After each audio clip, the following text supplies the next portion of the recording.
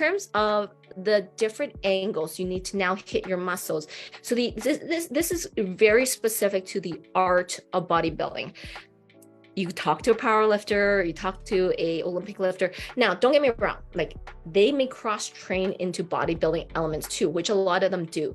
But I'm just saying like strict sports we're talking about. The hypertrophy training and bodybuilding is unique. Hitting it at different angles is very unique to the sport, because like Olympic lift, like it's the fastest, more efficient pathway that bar can travel up your body and over your head. That's their concern. They're not concerned about different angles of your muscle. You know, powerlifting is about how much mass can you get off that floor. So there's a lot of technique on that. And so like they're not, a lot of sports aren't really geared to understand different angles of your body. I would say bodybuilding is the most precise sport to actually understand like how you will hit every angle of your body. So you want to make sure that someone really understands your understands musculature, body musculature, right? Like that you understand that there are different realms of shoulders. You have your front delts, your medial delts, and your rear delts. You have to understand that your quads have 4 splits in it. Where's your splits going to happen? What about your triceps? You have long head, medial head, and you know your long head, lateral head, and medial head. So all 3 of them. So you have different heads in it. Now again, if you said, but Clarice, I just want to look like toned. I don't really care about this. That's totally cool. That's not, you're not wanting to compete. That's cool. I'm just saying, again, if you're wanting to look that next level and you want to have these nice sculpted lines and have this really like dialed in, you kind of need to know these. If you're not, then you still could look good, just overall toned, not sculpted. There's a difference between sculpted and toned, right?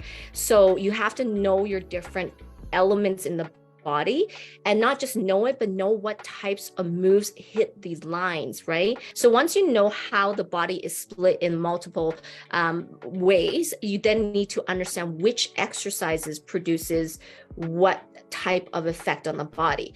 So that's kind of why for a lot of people, they're like, I don't know, like, how do you like build more of a glute, or how do you actually like hit this part more and all of that? And that's why you do need to have some background around it. If you have a good coach or someone who programs for you, who understands these things, it's already worked into it. Like you don't need to think too hard. It's already in your program.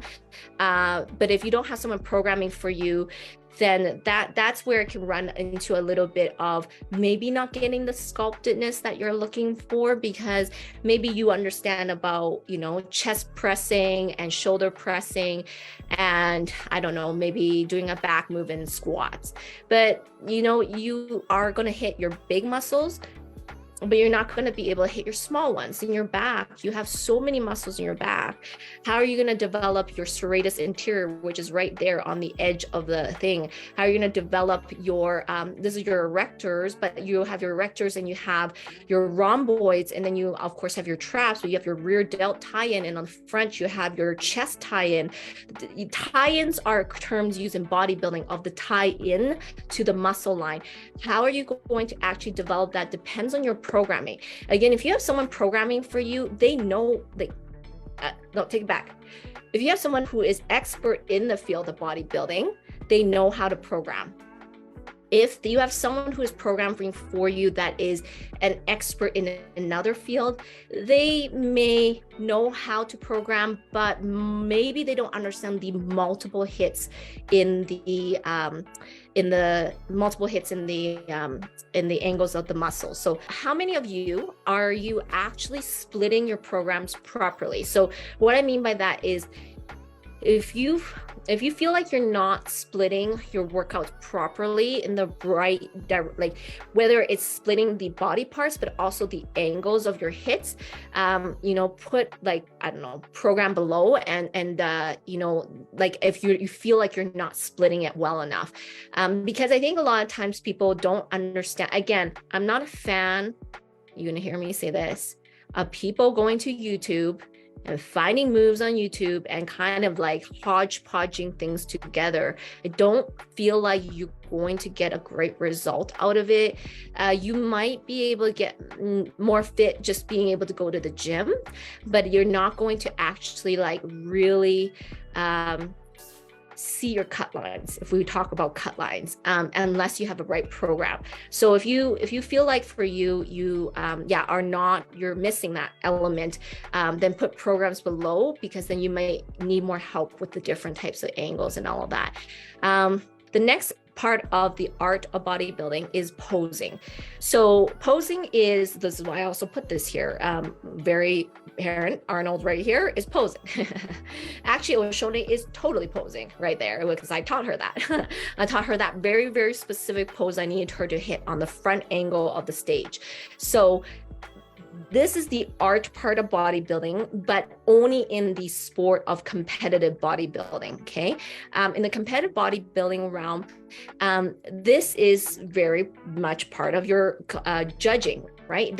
You're judged on how you stand and how you present yourself. How's your posture? You saw even in Lisa, like Lisa's not competing, but from her very first picture like this to how her very last picture, she was like nice and tall, how you position your angles, how your glutes are positioned, how you flex your back, like my back on this side, how I'm flexing that because I'm flexing it in a certain way, just like Arnold's flexing it in a certain way. So that's the art part of it, and it's hard. Joanne, are you on here? Do you remember that when we were practicing your posing, you're like, I had no idea posing is so hard. I'm like, yes, it's hard. Shona, you remember, right? Like all the time you spend posing. Posing is a lot of work, and it is a huge part of the art of bodybuilding. Doesn't mean that you need to do this if you're not a competitor. You could just train you train like a competitor without needing to worry about posing. It's a workout in itself, and it's like, it's no different. I know some people are not for it. Again, everybody has something to say about every industry, right? Some people are like, no, it's just too aesthetic. I just want to be functional and lift a lot of weights off the floor. Cool. Then if that's what you like, then you pursue something else. But in this particular art, I would say it's no different than people who love beautiful things, like people who love like artwork, or people who love like flowers, and people who love like modeling, or people who like to dance. Dance is a very visual kinesthetic art. It's beautiful. So some people are very geared to have that desire for beauty and aesthetic. So this is where this type of sport really comes in, because it teaches you how you need to stand, how you need to pose, how you need to flex, how you need to actually create your musculature to come out. But of course, you first need to know how to train and have right nutrition, because if you have no muscle to pose, then there's no muscle to pose. You have to have the muscle first, then you have to learn how to pose. And that's the art side of bodybuilding. It's a workout in itself. Yeah, when you pose, exactly, Oshone. Joanne, yes, so much to think about to do with posing. Yes, Joanne, lots. I know we were working on it, but proud of Joanne. She did get her 4-inch heels, and she was practicing walking in her 4-inch heels and just strutting her stuff. So I'm proud of you, because Joanne, you're 57, and I know you're just like, wow. And she's, I think you said, I feel like I'm learning dance, or I think I'm like teaching you dance right now. But yeah, anyways, the transition of the foot. But yeah, so that is very specific to the sport of competitive bodybuilding. Again, you don't have to necessarily do that as a regular thing. I'm just saying. And then the last part of this art form of bodybuilding is size, width, and depth. So they're all different. And again, it comes down to technical foundations I had mentioned earlier, which is there's certain movements that will produce size, and certain amounts of, like, whether you're, supersetting or different technical stuff, certain movements will produce width and certain movements will produce depth. So size is the size of those fibers, depth is the thickness of your muscle, and width is the development. Now, as a competitor, you may not want that. I love a back. I love a great back. I like width. I want the width. Now, so it depends on what your goals are. Again, you need, if you want to look like really well sculpted, like a sculpture, you just need someone who knows this type of stuff. Like, because again, it's very specific. Like an Olympic lifter would be like, I really don't care. Like I talked to an Olympic lifter, I rather lift a lot of weight off the floor. Like, who cares about the lat spread and all of this type of stuff? But Oshone might laugh because we always talk about the lat spread and the width and the depth and the size of your muscle. They're all very specific, and you have to train it in a very specific way for the artistic development of your body. So in the 3D muscle development, you want to be aware of proportion and symmetry. So you need to, again, make sure that as you develop in your development, you have a coach who understands how to look at your body and start to develop the right proportions, meaning like your calves are being developed as well as your quad, not like suddenly you have this big quad, no calves, or you suddenly have, a huge back, but you have no, shoulder muscles. It would just look not proportional. And so making sure that someone who actually works with you actually understands proportion and symmetry. So you want to be able to like cut the line and be able to go, is my left side the same as my right side? Is her right shoulder to her left shoulder exactly the same? It is a very visual art form. And so there were many sessions where I had, Oshone has to pose in front of me. She has to show me her angle. She has to show me which direction she's going, because I have to see exactly what symmetry we're developing. Again, very specific to bodybuilding. And then also, okay, so this is another thing, is if you are wanting to get to a higher level of competition and you want to really have a dialed in look, you need to have muscle separation, and vascularity and muscle striation. Now, usually for most girls, they're not really looking for that, but at higher levels, and just so you guys are aware, the separation, you can see her quad is very separated out from her hamstring line. And so the separation is very important. Whereas if you go and watch maybe a powerlifter or Olympic lifter, they have huge quads, but you might not necessarily see the separation, because muscle separation is also done through specific types of programming, which again, the longer you work with someone who knows how to dial that in, they can help you with greater muscle separation. And then obviously as you get leaner, then the vascularity and the muscular striation will come in as well. Separation, vascularity, and muscle striations, those are a little bit higher level and may not be a desire for you. Muscle separation is kind of nice, but again, that's not something you're going to develop right away. You need to do years of training and someone who knows how to build your program to separate the muscles properly. This is a question for you, is I guess this is like for yourself, like what is it you truly want? Is like, do you want to be more specialized in bodybuilding and have more sculpted physique like this? Or do you want to specialize more in powerlifting? Like how much weight can you come off the floor? Or do you want to specialize in Olympic lifting, which is how much can you get over your head on these lifts, right? Very technical.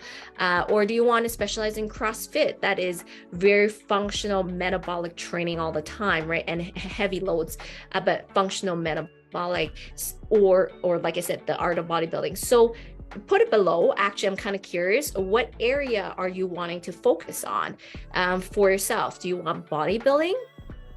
And just because you do bodybuilding doesn't mean you have to compete, right? Just like somebody does, like I'm learning Olympic lifting. I ain't trying to go into Olympic competition. I'm not really interested in that. I just like to learn how the technical foundations of lifting huge weights over my head looks like. So so what is your goal? What's like bodybuilding, powerlifting, Olympic lifting, CrossFit, You know, what is it that you want to accomplish, right? Sculpt but not compete. Yes, Paula, exactly, which is a lot of people. So for example, for you, you would need to learn how to sculpt and go through a lot of the phasings in muscle accelerator and all that. But we would never do competition fierce program, because I wouldn't need to be teaching you posing. I wouldn't need to be teaching you on like some of these crazy elements of competition I just talked about, right? If somebody just does squats or just does like chest presses, you're not going to develop the physique. I guess people sometimes don't understand that. It's not just that. You have to do more than that. But if you don't have base on it, then you have to start there, and then we do other stuff. Oh, Shona, jump in here. Was there a lot of crazy moves I made you do? You're like, why are these moves even existing? Am I correct, Oshone? Because sometimes I'm thinking in my head, like honestly, I think she knows this, is I'm the sculptor, you know, I have that, what do you call it? The thing that you use to sculpt. And I'm always thinking like, I need to cut into her muscle. And I'm like, I'm going to give her this move to like further cut into her muscle, you know, and, you know, you might not like me, but it will help. So because muscle development is not just size, as you just heard me say, right? It's size, depth, width, muscle separation, leanness, how lean you get, and well, and for you guys probably not, but for guys, vascularity and muscle striations, right? So what I'm hearing from a lot of you is that you guys are very interested in this type of bodybuilding situation, maybe not to compete, but then that's kind of why you need to understand the long-term implications of learning this from someone who has that experience, or that's going to help you, because it's like not just a program for a program, not just nutrition as nutrition, and it's not just like workout for workout. And hopefully this live help you understand, specific to this sport, there is very dialed nutrition, there is very dial types of workout, and there's very dial types of technique. Yeah, so and so I'm just gonna wrap up with this, is bodybuilding as a sport is a sport that is, you know, this is something I heard, is won by the person who puts the most effort into understanding what it takes to make their body respond in the most positive and productive way, and who learns to work their body at the most angles to produce the right types of muscle. Now, with that specific statement, you can understand how if you don't have background in lifting or bodybuilding or nutrition, it becomes more difficult. You can get some results, like beginner level results, but you're never going to take it to that next level unless you have someone that really understands the strategy behind it. It's the strategy that's really that I'm talking about, right?